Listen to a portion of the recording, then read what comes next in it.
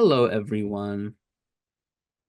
It is 12 o'clock on the dot. So, in the interest of time, we have a lot to cover today between Ann and I. So, I'm going to start, but if you can just place in the chat where you're listening in from, that would be awesome. We'd love to know where everyone's listening in from. Central Valley of California.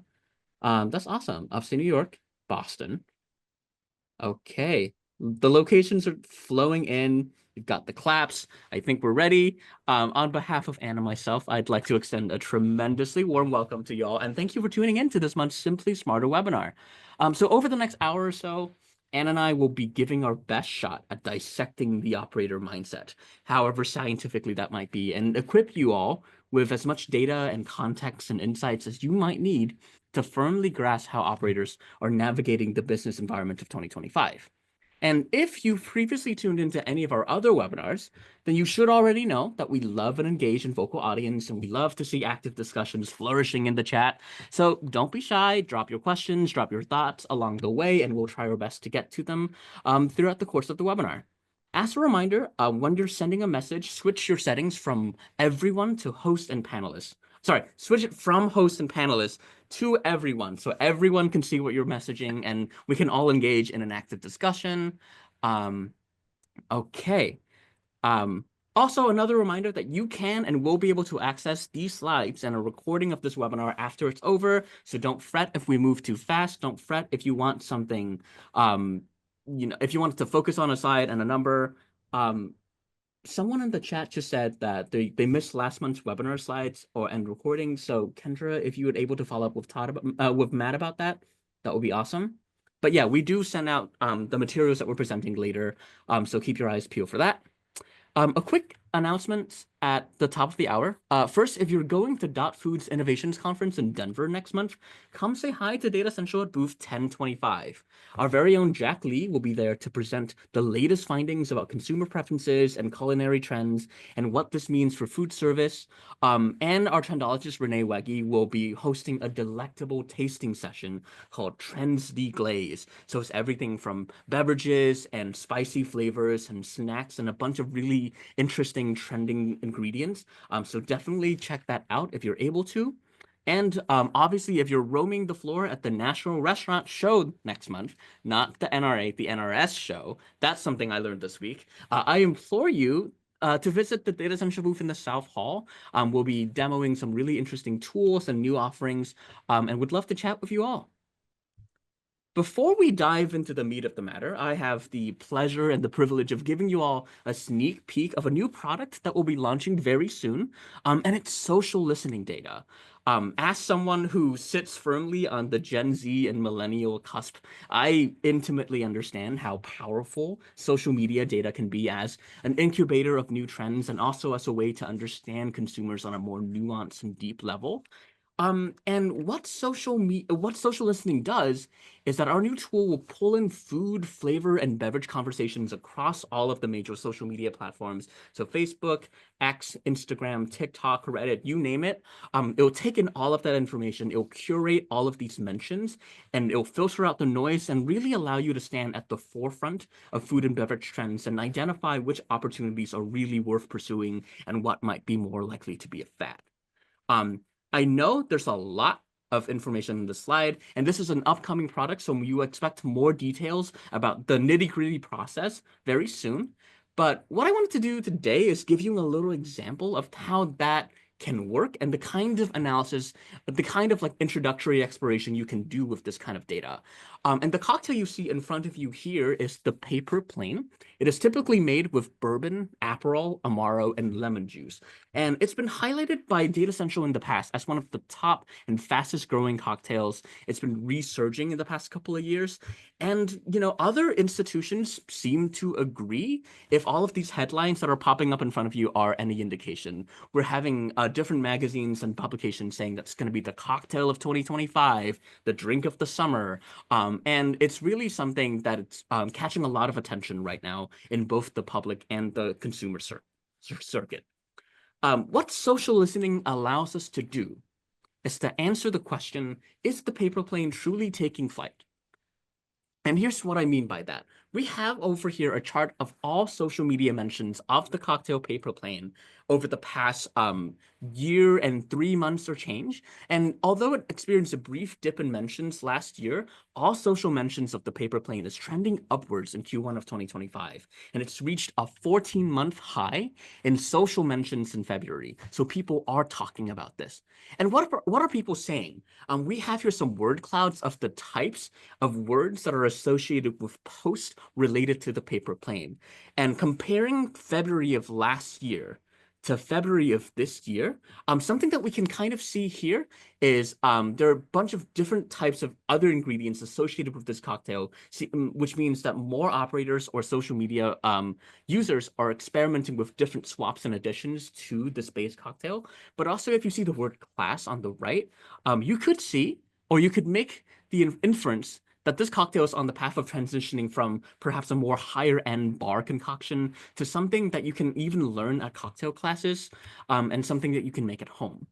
On the other side of that, we also saw Twin Peaks introduce a paper plane in February of 2025, so just 2 months ago. This is the only paper plane concept on our launches and ratings data, so it's a super new occurrence. And in doing so, they're also participating in and recontributing to the social feedback loop with their Instagram and their Twitter posts. So all of this is an evolving ecosystem, but all of this just stands to show that there is tangible weight behind the momentum of this trend, that there is something tangible about this movement that should be monitored going forward. So that was just a quick overview of our social listening capabilities. We will be launching that very soon. I don't have a date for you yet, but expect to hear more about it soon. So before we dive into some yeah. deep numbers, I would love for people to put in chat what their favorite cocktail is, because Okay, I am a deep cocktail person. I actually kind of bought our house because of the basement bar that we have. So I plan to mine this data later for information. So give everyone a chance to give me some ideas. I would appreciate it. Maybe I'll do some analysis of it even. So yeah, not to air your personal lifestyle out, but Anne's basement bar is one of the most impressive things I've ever laid eyes on. It's legit. really Yep. legit. It's really, really cool. We have so many different Yeah, I cocktails. love this. I I was know. not Old fashioned sure. is really, really at the top of the list here, I think. Can't go wrong. Yep. Yeah, keep those cocktail mentions coming. We always, oh wow. Hey, okay, some people are dunking on other people's tastes. Everyone's allowed to have their perfect little cocktail, and even if it's something that you don't like, Yep. Yep. yeah. Renee asked if you have a name for this basement bar and if it's open to the public. I'm guessing the Yeah. answer is no, but you can No, always name it. we've played with names, but haven't really gotten anywhere. So yeah. But Well, it's this is awesome to amazing. see all the Thanks, love Ken. for Yep. margaritas, Jack and Cokes, Manhattans, Yep. old fashioned. Brown spirit drinks are really, They really are taking in, shape and they're my favorite, among so I this appreciate these audience. ones. Yep. Yep. You'll Okay. inspire my drink for tonight. I'll do some analysis and I'll maybe partake in whatever is most popular with our viewers. Or maybe you should just make a paper plane. Have you ever had one of those before? Oh yeah, of course, of course. We don't have any Nonino in the house right now though, so I have to go get some. But we'll see. Maybe I will. All right. While these Anyways. cocktail mentions are coming in, Cacio or Pepe cocktail. I'm not with you on that one. I'm so sorry. I am not with you on that one. But far be it from me to yuck anyone's yums, just not for me personally. While all these cocktail mentions are coming in, I would love to turn our attention back to the real meat of the matter, as we say, the world of operators. So Anna and I are going to tag team the rest of the session and breaking it into 4 key parts. First, I'll kick it off with a big picture look at the US restaurant landscape, tapping into our proprietary openings and closings data. Then Anne will dive into what's top of mind for operators today, from how they navigate a turbulent economic environment to how they manage the concrete challenges around cost, labor, and supply. Finally, we'll share a few key takeaways and strategies that operators are using to stay ahead, and there will be a little interlude between all of this. And if you follow us on LinkedIn, you might already know what that will be about. So let's begin with the restaurant landscape, with a bird's eye overview of the US restaurant landscape. And I'd like to start with a quick poll. So, Anne, if I could trouble you to pull that up real quick. Yep. Yep. And Kara, yes, this deck will be sent out as a follow-up, including a recording of our webinar as well. So we just started a poll and results are streaming in. And the question is, as of December 2024, has the total number of restaurants in the US surpassed what it was in December 2019, so pre-pandemic? We're choosing end of year, end of calendar year for both of these years as a good 5-year benchmark. Oh my goodness. Are you seeing the results, Anne? Yes, I am. Are you? Super Yes. interesting. I don't think we've Yes. ever had a poll where the audience is that evenly split. Yeah. I Um, mean, it's insane. Yeah. Interesting. just brick and mortar, no food trucks, no catering, no non-commercial segments. We're purely looking at, QSR, fast casual, sit-down restaurants, and such. Mhm. Oh my goodness. I think Yeah. this is a good spot to end it, Yeah. Yep. mostly I think, because I love the percentage split. yep. I was going to Um, say, so I think, here we yeah, go. Ending okay. the poll, and I'm going to share the Yeah. results. Yeah, share the results. Yeah, we're seeing a full 50-50 split, which I Yeah. don't believe has happened on one of our webinar polls before. I could be Right. wrong, but this is really, really interesting. Yeah. Uh, I'm gonna stop the results because, 50-50 is a pretty easy number to remember, but surprise and good news, I suppose. We've actually exceeded our pre-pandemic benchmark. So we now have more restaurants open total in the US than what it was in December 2019. It is not by a huge margin, but we've surpassed that number, that 848,000 by August of last year. So it's been there for a little bit. Over here, we have the side that many of you have probably already seen in past webinars, or if you are an operator subscriber, or if you get our table stakes tracker, this chart should be really familiar to you. The sort of translucent gray bars in the bottom represents total active units. The green line represents new openings, and the red line represents closings. There are lots of peaks and valleys in this chart. So the thing that I want to sort of reinforce here is that if you just sort of focus on the right side of this chart, we're seeing that the total number of restaurants are steadily increasing. For the past year or so, total openings have exceeded total closings by a slight margin, which is why you're not seeing those numbers shoot up a lot. And if you're paying attention to the green and the red curve, the trajectory is downward. So we're seeing a sort of normalization, a sort of stabilization effect. The industry is not growing or declining as rapidly or as turbulently as it was in the past. So that's just something to keep in mind. Sort of the big picture takeaways from this slide. Anything you want to add here, Anne? No, yeah, no, I thought it was really interesting to see that we're sort of seeing less turnover, really, right? Less sort of churn, which is interesting. I think hopefully is a good sign for our industry as we sort of like reach an equilibrium. There's less, Hmm. kind of openings and closings dynamics going on. So we'll see. Right. Um, Another way that we can slice and dice this data is by looking at unit size also. And so we have here all of our operators split by their unit size. The red line above represents independent restaurants, so only one unit. And then we've broken our chain operators into 3 different categories: small chains, 2 to 10 units; regional chains, 11 to 50; and anything above 50 units, which can span from 50 to several hundreds or thousands, is that blue line here. There are a lot of colors, but basically the pattern that we're seeing sort of holds that there was a massive dip during the first year of COVID, and then there's been a very slow but steady recovery period for every single type of operator.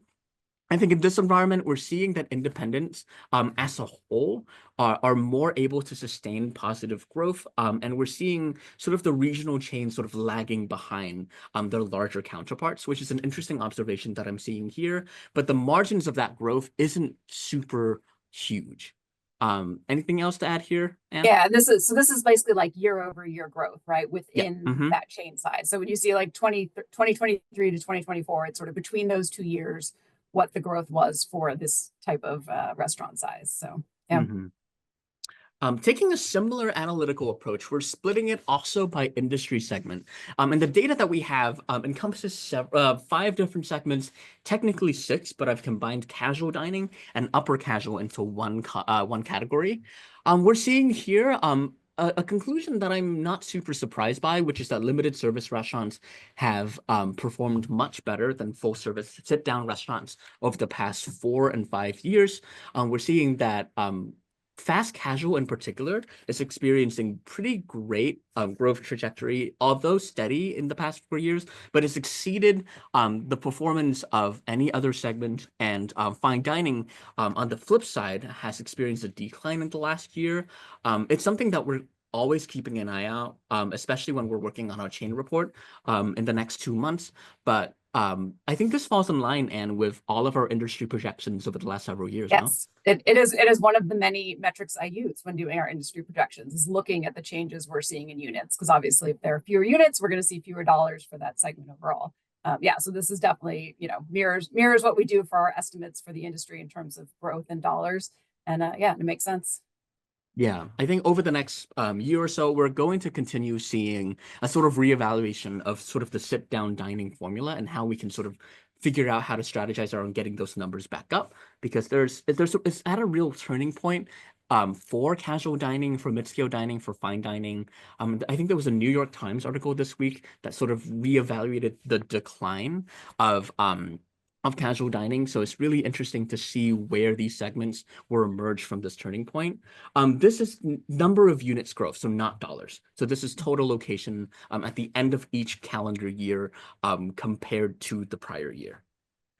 Um, Moving on to a slightly different look, I have another poll for you, and this time we're looking at cuisine type. So if you could help me roll that up. Yep, coming guides. Okay. Okay, so similar to the last poll, which took a look at total units overall, here we have 5 different cuisine types on our database that we're analyzing here. So based off these different types of cuisine type, which cuisine type has grown the most in total locations since December 2019? So total locations. Pretty interesting results, and I can totally see the rationale behind why the Yep. current number one is being selected. And Yep. Yep. it's not incorrect. Yep. The sentiment is Yep. not incorrect. Yeah. I think Yep. last time we had about 400-ish respondents until we Yep. closed. We're getting close. Yep. Yeah, it's funny. I hadn't seen which cuisines you picked for the poll, and I was very curious. I know what the winning answer is, but I did not know, Right. whether you tried to throw people off or whether you gave some like low hanging, definitely not No, the right answer one. So, no, um, I tried to be a little good nice with mix. this poll. But Yep. apparently it was a Yep. hard one All right. according to Lily. I think we can end it Yep. here and showcase Yep. the results.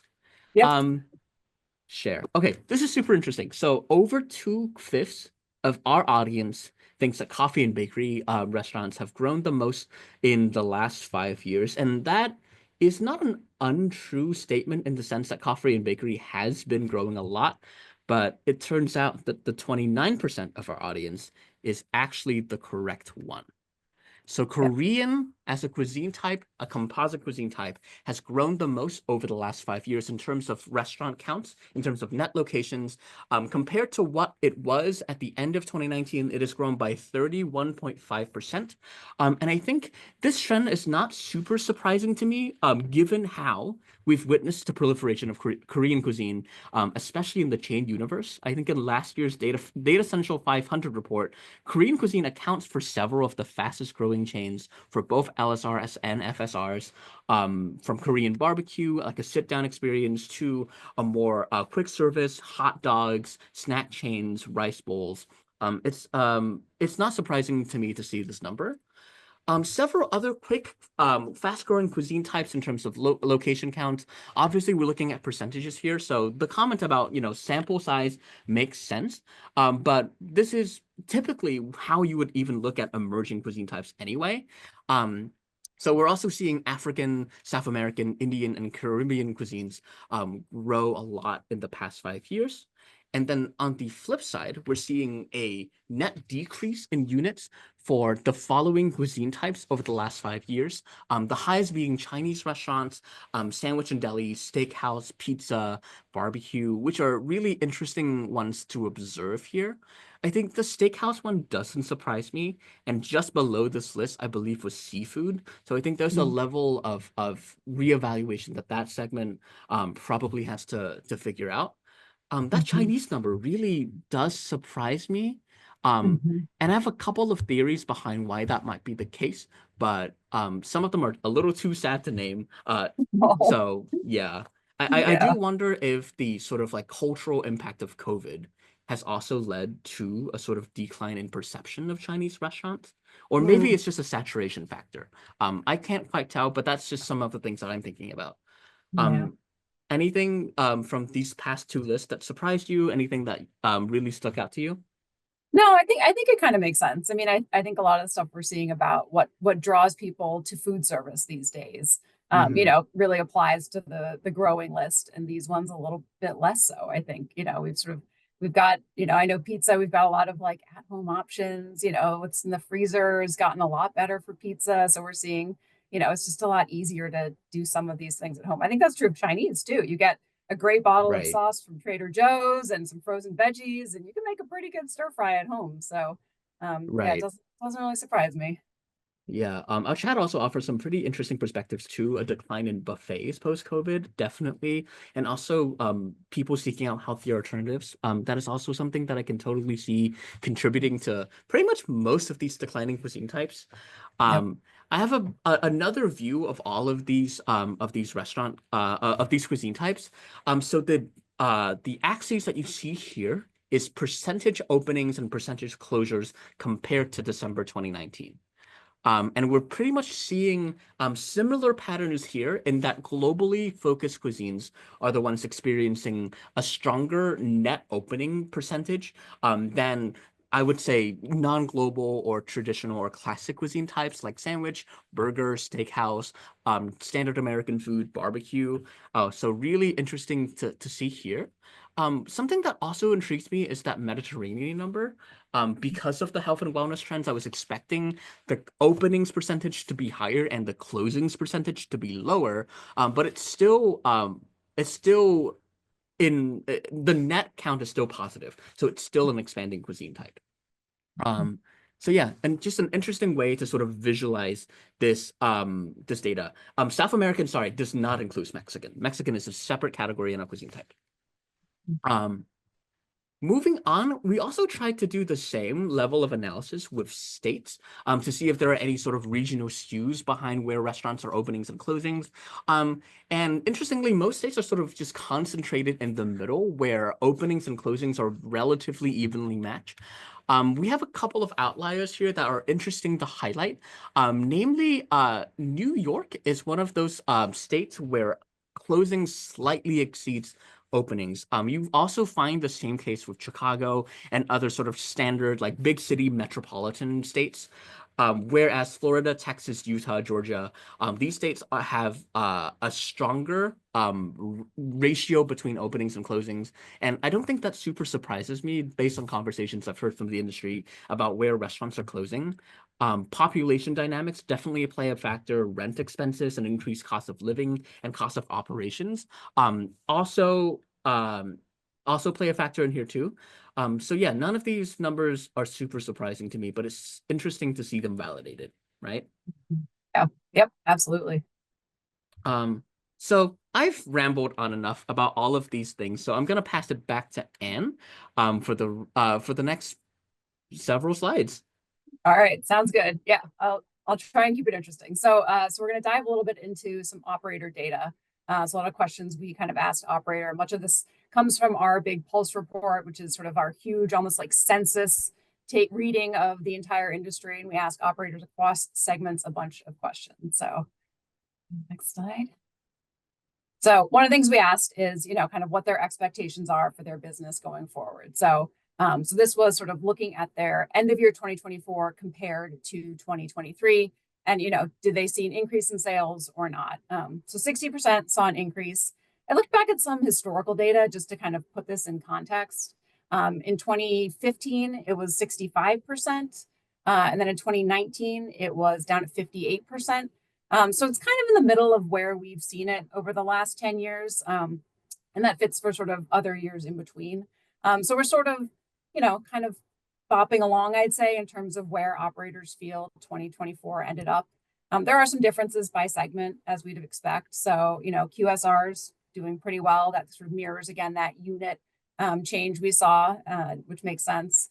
Supermarket prepared also doing pretty well. I think that also makes sense, and we'll sort of talk a little later about some of the reasons for that. And then C&U, one of the better performing segments as well, which is kind of interesting. And then some who said things were a little less positive for them in 2024. So long-term care definitely sort of standing out there as the segment that sort of struggled the most in 2024. And this does refer to dollars. So this is sort of dollar sale change, and it's what operators told us for their business. Yeah, it's self-reported perception rather than Yes. like a concrete database of Yes. dollars. But they are Correct. being asked to think in terms of like financial performance. Yep. So all that doesn't include 2025, and 2025 has thrown a lot at us already. So we here at Data Central are definitely keeping an eye on all of these things, and sort of hoping to bring you more up-to-date data as we sort of navigate a lot of the changes we're seeing with tariffs, some of the avian flu stuff that's rocking eggs, changes to sort of health perceptions. So we are keeping an eye on all that, and more to come. One of the things we already did get some data on, and this is actually data we collected in February, was sort of understanding some initial read on tariffs. And obviously we're going to keep collecting data on this. We'll keep an eye on it. But again, the majority, 3/4 of consumers are concerned about the impact of tariffs. Operators a little bit less so, down sort of like 2/3 of operators saying they're concerned. But I think this is interesting. 82%, so a pretty large majority of operators sort of plan to raise prices to counteract the tariffs. So we've sort of gone through this phase, right, where operators have been seeing higher costs. So in some ways, to them, I think it's, almost business as usual. I mean, it's not fun business, to be clear, but I think, they seem more sort of prepared to potentially pass on costs if they're needed, and are sort of braced for that and expected to do that. So we shall Right. see. And We'll be collecting more on this. yeah, like Ann said, these numbers were collected in February, so this is an Yep. early February at that, which means Yeah. at that point tariffs have not even been Yeah. implemented yet. They were only in mention, and these Yep. numbers are already this high. And so I'm super curious to know how these numbers might change after we factor in all of the Liberation Day tariffs, Yep. and also to see any differences between sort of independent operators and chains who the latter might have more leeway to navigate and make more flexible decisions. Yep. So super interesting to keep tabs on that. So more on all of this in the coming months. Yep. So another thing we ask is sort of what they're expecting for the year ahead. 65% of operators were expecting higher sales in 2025 than they had in 2024. And so this is again, dollar sales that they're expecting. And I again looked at sort of historical data to kind of put this in context. And it's been pretty similar. So in 2015, 10 years ago, it was 67. In 2019, it was at 62. So again, kind of in the middle of where we've seen it over the last 10 years. So we're kind of, again, and this was data that was collected a little earlier in the year. So things are kind of changing, but that's sort of where operators expected their 2025 to end up. And in terms of sort of where some of these things are happening, so areas where sales are expected to grow, it's pretty similar to what it's been over time. The one thing that's actually sort of moved up a little bit on the list is that increase in check size per customer. So we're definitely seeing, maybe that's some of the higher menu prices, or, when consumers go out, they're more likely to splurge. Maybe they get the extra drink or the appetizer, the dessert, because they're not going out quite as often. So it's sort of interesting to see that kind of bump up the list a little bit over the last 10 years. In terms of drivers of future sales increases, one last thing. Sorry. So that also is pretty similar. The one that's moved up the list a little bit there is improving menu options. So that used to be a little bit lower down on the list.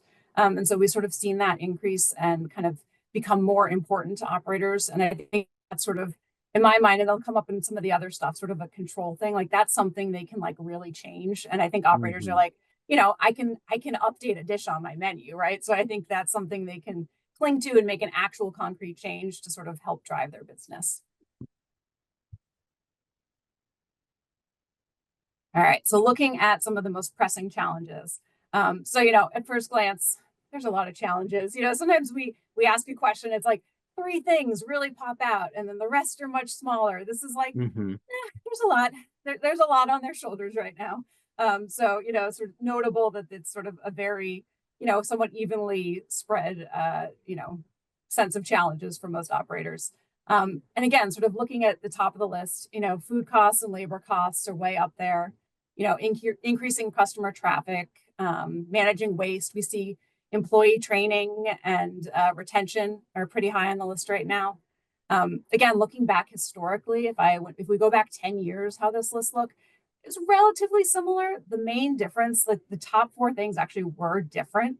And the top four things 10 years ago were increasing customer traffic. So it's the one that's the same, attracting new business, determining what customers want, and building check averages.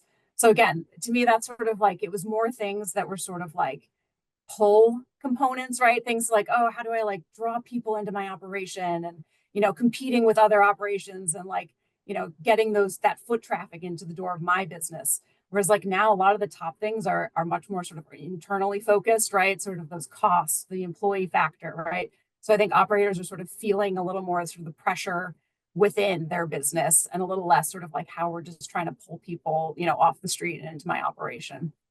Mm-hmm. And before we move on, we have a Yeah. pretty interesting and critical question from the chat here. But Yeah. how do we explain that discrepancy that we saw in the previous slide, and I can move back to it too, between the Yeah. high economic concern that we saw in the previous slides and a relatively high expectation for growth?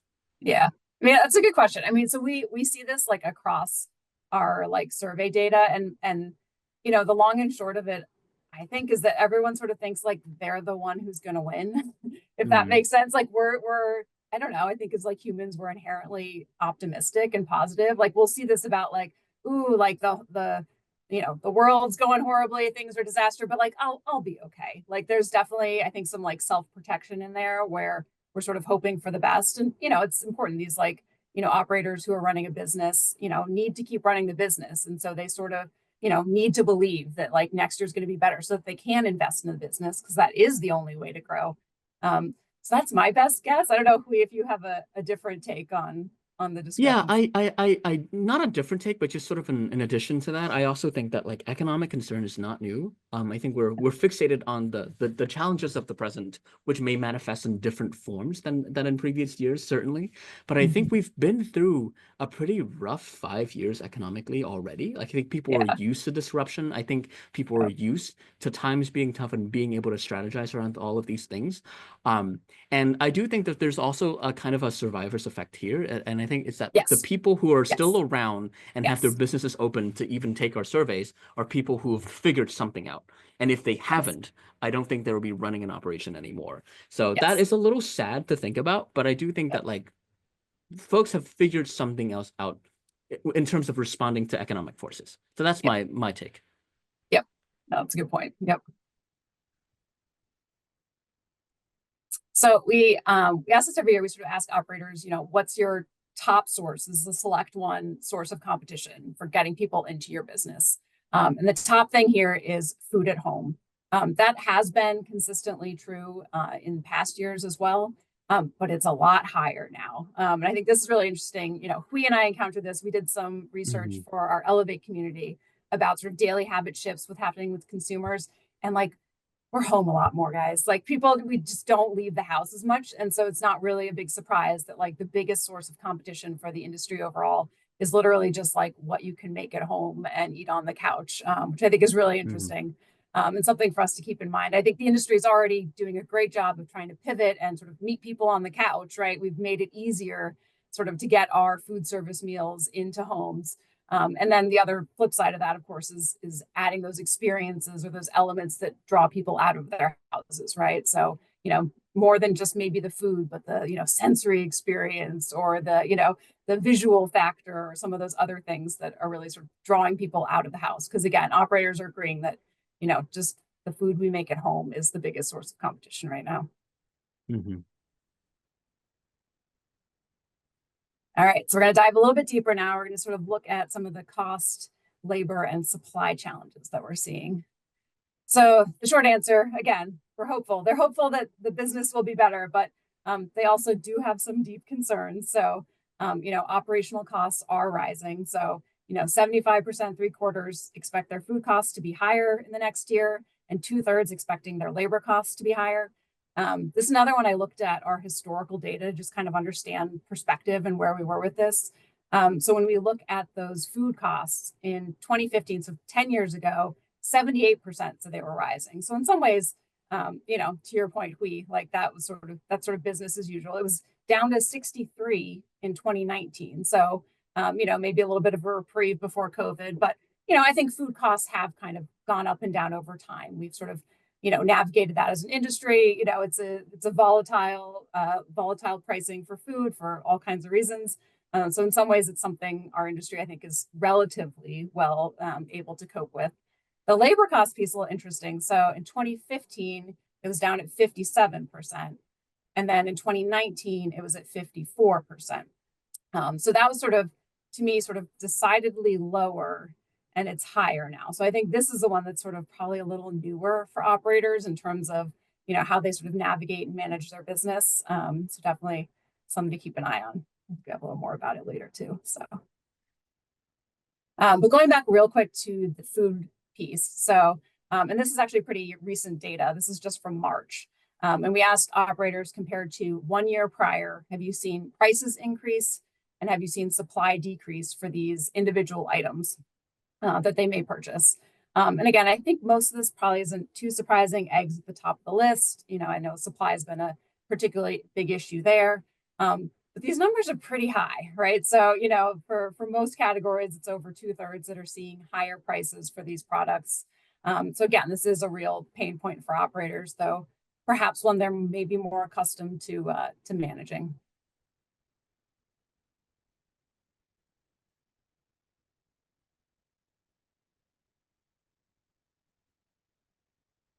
Oh, I can't hear you. I can't hear you at all. I'm so sorry. I had a fancy mic and I had a mute button that I pressed by accident.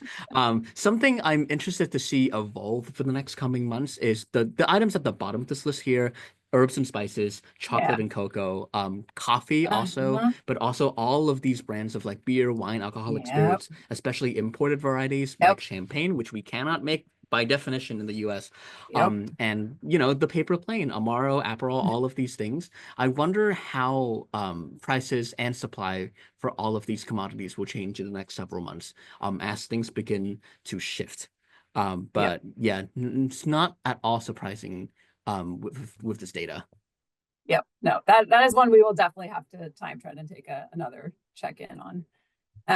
But going back to labor real quick. So, staffing difficulties, this is a real challenge. So, over half of operators say they have fewer team members today than they did in 2019. And nearly 90% say they were short staffed for at least once in the last year. So again, these are real issues. And if you look at the bottom, sort of noting whether they're sort of at normal levels of staffing or there's an area of strength, only 6% saying that staffing is an area of strength, and most still really struggling with their staffing these days. So what's more, and sort of on top of that, right? I mean, we are in a hospitality industry. So I think more than many other, segments of the economy, people really do matter for our business. So, 93% of operators agree that good employees are essential to success.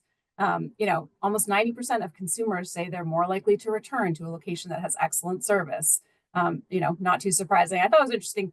77% say they can tell if your back of house staff has good training, which is interesting. So it's not even just, that consumer facing, having that great host. It's also, do you also have that like back of house training that really, makes the food taste delicious, and consumers say they can tell.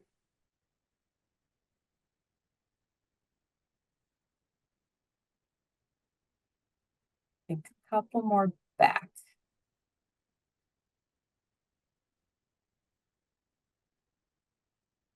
One more. I think one more. This is one. I'm so sorry. It's okay. Everyone just got like a little preview of, all the exciting things to come. So in terms of sort of top service wants and detractors, so we asked this sort of by segment, what are you expecting by these individual food service segments? Probably nothing super surprising here. The top one across things is friendly service. We do have some slight differences by segment. QSR, C-store and supermarket prepared, fast service kind of jumps out a little bit more importantly. For full service restaurants, we see that attentive, customized service being a little more important. Detractors, rude staff. Don't have rude staff. That was like, universally across segments, a major issue. And then some slight differences with, your order being wrong, I think correlates a little bit with some of those faster experiences, right? If your order's wrong, that slows things down and that's a frustrating experience. Interestingly, for sort of the full service experience, inconsistent food quality. So again, there we see that back of house piece coming in, right? It's not just having that like, consumer facing positive experience. Like, consumers are paying attention and notice if things back of the house aren't running well either.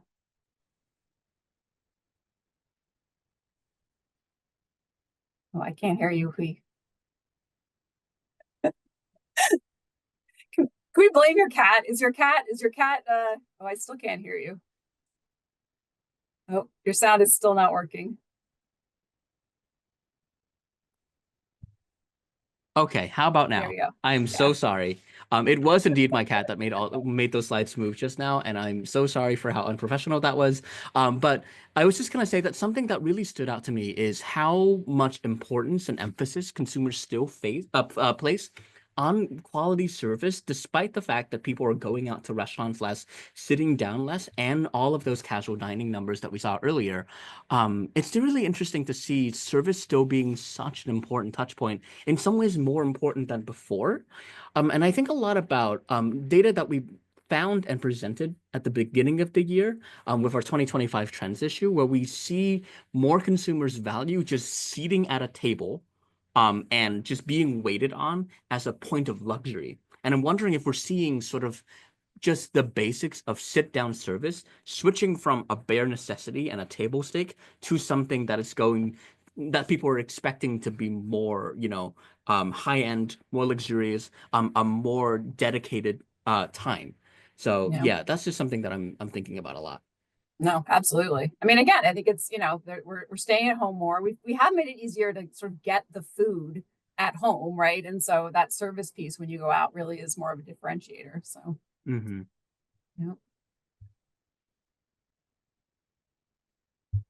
So on top of some of these challenges, operators are kind of struggling. So almost three quarters are saying that their employees just care more about higher wages than investment in their training and career development. And we saw this multiple places in the labor keynote we wrote, where they're having more trouble. It used to be that people would look to food service as sort of a career and a place for advancement and opportunity. And we're seeing more sort of workers who are ambivalent or just kind of getting the college summer job, but then not planning to really build a career. So I think that's an additional challenge for operators. 2/3 saying that, the perception of them as food service jobs as dead end jobs is just making it harder for them to find workers. So I think that's another challenge that operators are facing. Taking a quick sort of shift over to sort of culinary skill and prep levels. Most have sort of moderate culinary skill in their kitchens and use a real mix of, completely scratch all the way to sort of completely pre-made products. I did look at this. It actually hasn't changed very much over time. I was sort Mm, of surprised by this week because I was like, all set. And right. I dug a little bit into kind of the industry overall hasn't changed a whole lot. There have been some sort of shifts between segments over time, but Right. nothing major that really sticks. Like we've seen like C stores will sort of shift a little bit more to more sort of prep in house. We've seen like commissary use.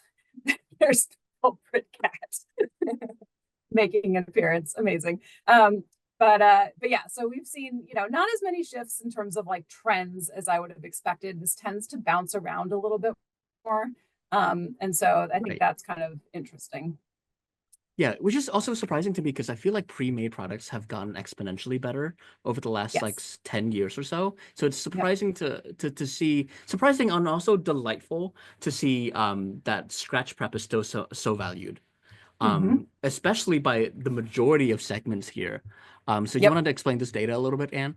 Yeah. So we basically sort of looked at, we had those four, right, kind of four different buckets of scratch to pre-made. And we just sort of did some straight math of where you more heavily scratch or more heavily pre-made and, which side won out. And we'll see, again, most segments, rely more heavily on scratch prep than pre-made products, especially, fast casual and then full service restaurants. Hmm. Those that rely on pre-made products, more than scratch made, it's definitely the minority. So QSRs, lodging, K-12, and C stores are really the only segments that more heavily rely on those pre-made products. Right. C and yeah, no, I think BNI and C&U surprises me a little bit because I feel like Oh yeah. at scale, I think it's especially for C&U at that scale, I think having more pre-made products makes a lot of sense to me, but Mhm. um I but it also doesn't. Because I Yeah. think those clientele also value fresh ingredients and good preparation, so that also Yeah. makes a lot of sense to me too. It's interesting. And CNU has like really great scale and tends to have more known volume needs. So Mm, they tend to know how much they're going to need to make. I mean, if CNU has they own way more food service equipment than almost any other segment, in part because they're just serving these large student bodies. So they just have more capacity, I think, for making food on site. So right. drives some of that.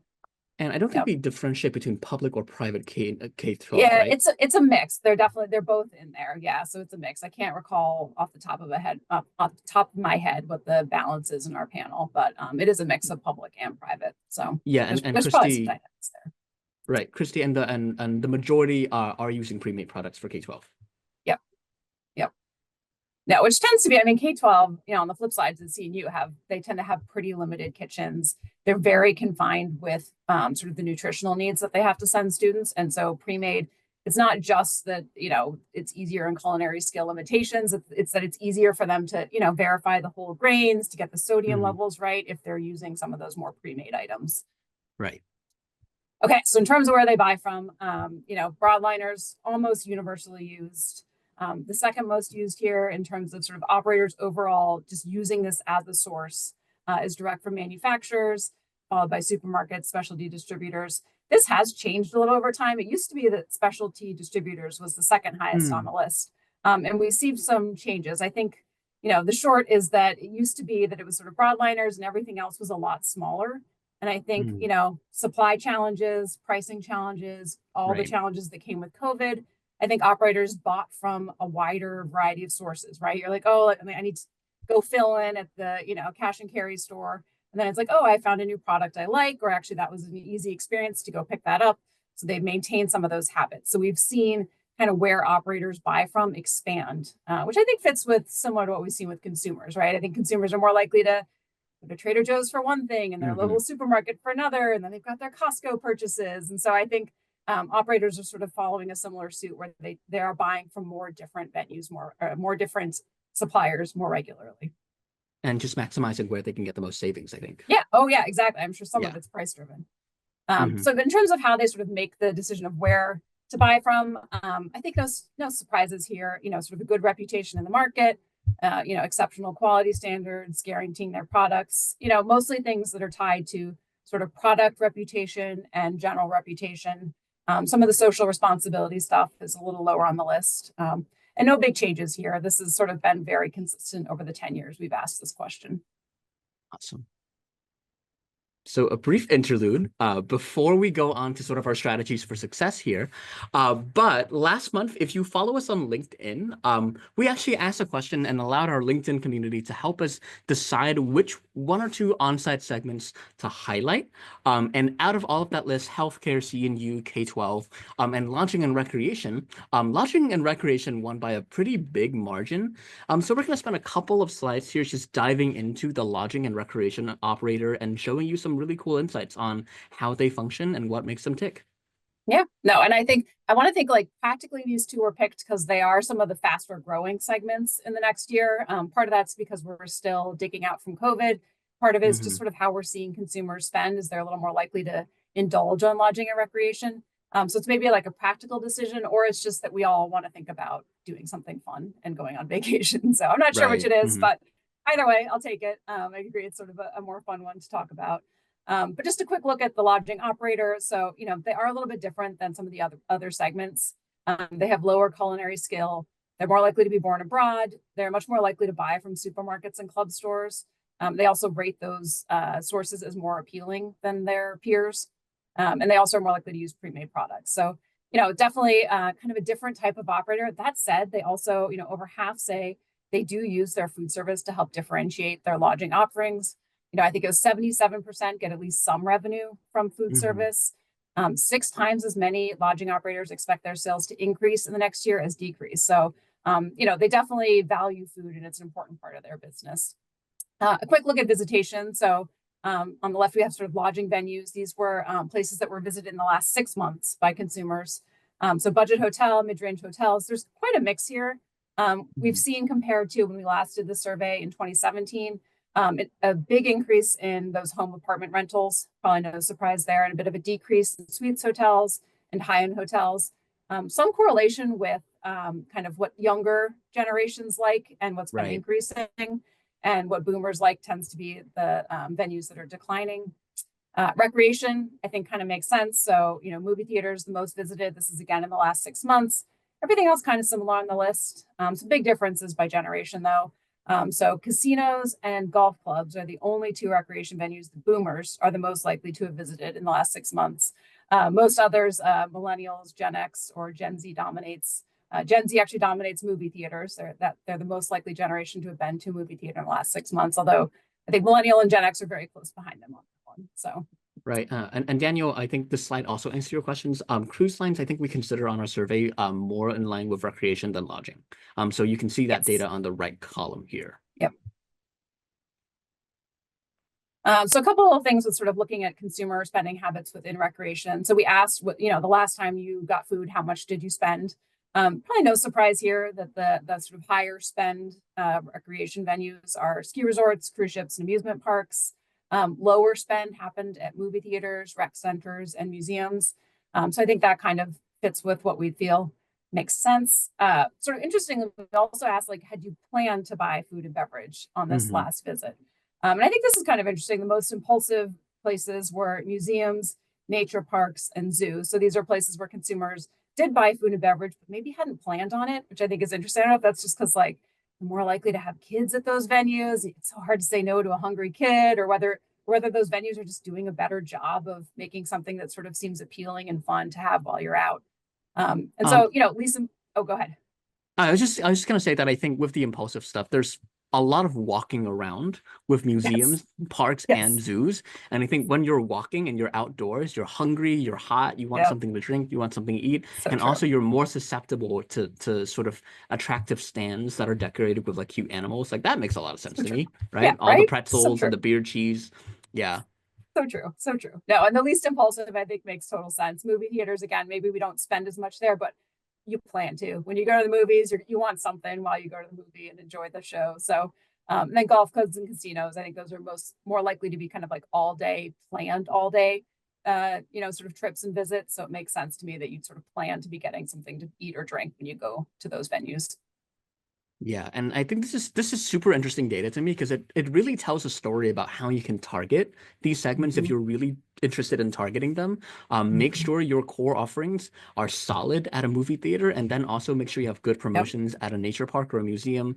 That really informs strategy in a way that's super interesting to me. So Mhm. that was just a little bit of insights into the lodging and recreation segment. Follow us on LinkedIn. Keep an eye out for future surveys that can help determine the direction we take with these webinars and what kind of things we're able to showcase in the limited time that we have here.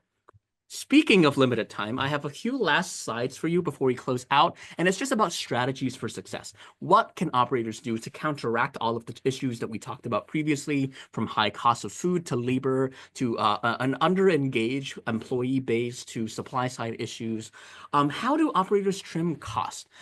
There's a wide variety of strategies that operators kind of do to do this, but maximizing ingredients for the last 2 years, I believe, has been the number one way that operators are looking to cut down costs. So if you are a supplier, if you're a distributor, if you're trying to sell into an operator spec of house, really emphasize how your ingredients and your products can be utilized to its maximum capacity. Emphasize the variety of dishes that an ingredient can be utilized, the variety of components that you can be extracted from each ingredient and each product offering. Um, Unsurprisingly, over a third also say that trimming costs is one of their, raising prices is one of the top ways that they get around costs. And I think I expect to see this number go up next year, which is always sad for the consumer because once costs go up, it's almost impossible to get them to go down.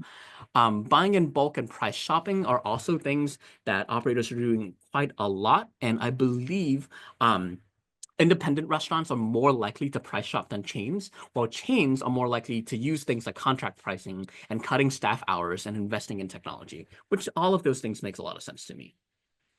Switching gears to labor, there are a variety of also strategies that operators use to make sure that their employees are more engaged, that they're happy at their jobs, that they stay longer, that they're more active participants in the overall ecosystem of the business. This may be good news or bad news, depending on how you look at it, but I think that it's not surprising to me that the top factors here are very material and very financial. So wages and schedule and hour scheduling, health insurance. I think employees are more inclined to seek out tangible benefits than maybe some things like training or different social causes.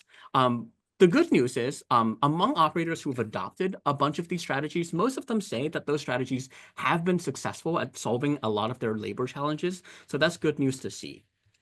And then finally, moving on to supply, you see here that operators are always looking for different ways to get assistance from distributors and manufacturers and also industry partners. So I think in this environment where compliance and food safety issues are abound and government regulations are becoming stricter when it comes to nutritional info and labeling, having support from suppliers about what you can expect on a nutritional labeling side when you purchase products is super helpful for their tracing, and also their nutrition programs.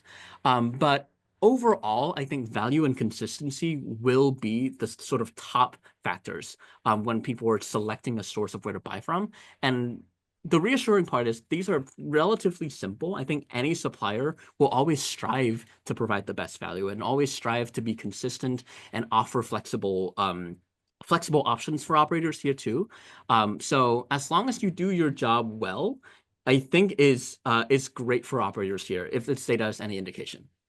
Yeah, I think those are Um, lessons we learned during COVID, right? Where, just open communication served everyone well. I think as we sort of potentially face challenges and limitations that may come with some of the tariffs or price changes, I think, open communication is half the battle. Yep.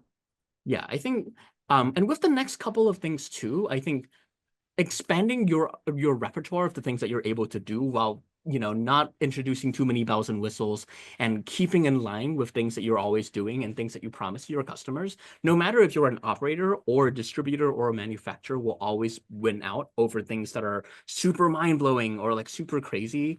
Yep. But one last thing I have to share is that a great success strategy in the next coming years as technology and automation become even more prevalent is to invest in that technology. There's a real opportunity gap between how many consumers are regularly turning to digital ordering and how many operators are able to offer that. So meeting consumers where they're at, which is often online and on their phones and on their devices, is a great way to connect with your consumers and offer them a different avenue to access your offerings.